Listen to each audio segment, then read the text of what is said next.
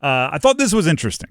And I didn't even think that it was a question until I saw this conversation started. So Elliot Friedman, you know him, covers the NHL nationally. 32 Thoughts podcast and articles are fantastic. On his 32 Thoughts podcast, talking about the Carolina Hurricanes, he said, and I have the quote here, "I'm not surprised the Hurricanes traded Scott Morrow. They've got a lot of D. He wasn't ready for what the Hurricanes do right now." And so Scott Morrow was included in the Keandre Miller trade, defenseman. We'll explain kind of the full thing with Morrow. But the reaction being like there were more Canes fans and there were more hockey fans saying like, I can't believe they gave up Morrow, or I thought they could have got it done without Morrow than I ever expected. And here's the thing. Trading away Scott Morrow doesn't mean you don't like Scott Morrow. It doesn't mean that you watched 2 playoff games that were rough for Scott Morrow, right? Because he was called up during the postseason after Chatfield got hurt. You didn't watch those 2. Eric Tulsky, Rod Brind'amour didn't watch those 2 games, throw their hands up and go, this guy will never be good at anything ever again. That's not what it means. It means you draft players that you think are the best. You develop them as good as you can. You turn them into assets that are as valued as possible, and you use them however you need to improve the team. Here's my contention. And actually, Victoria, maybe we'll start doing this. Maybe I'll pitch it to Adam and say you have to do this on your show. Okay. This is second. I know nobody cares about my fantasy team, but a lot of my theories start in fantasy football. Then I bring them out. Right. My fantasy football league has a thing called My Guys, right?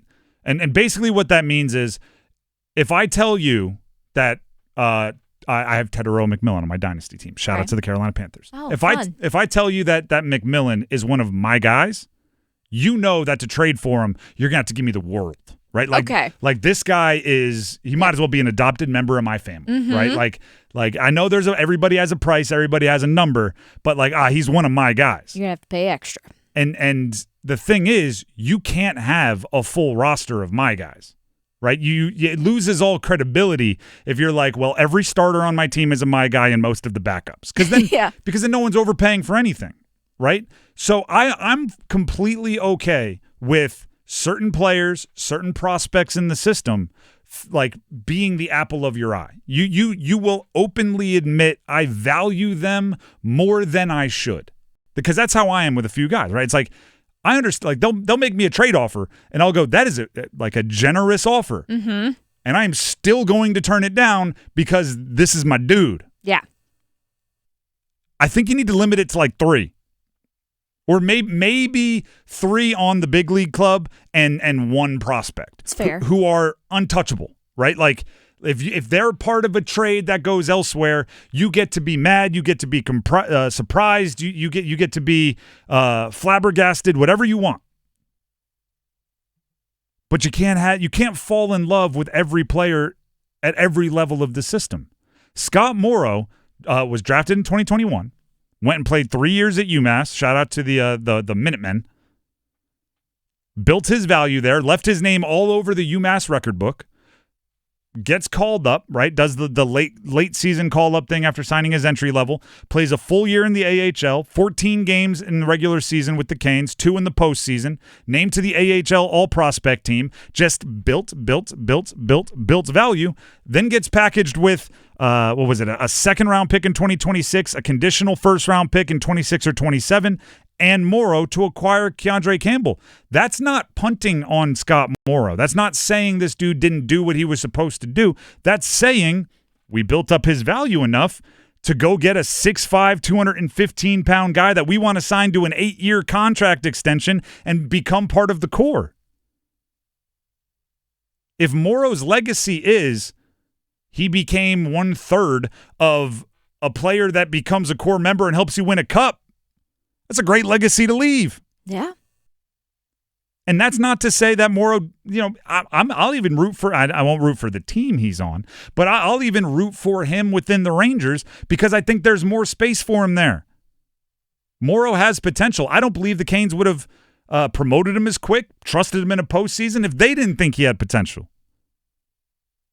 But with Miller in Carolina, there isn't space for Morrow to get the reps he needs at the NHL level. Who are you taking out?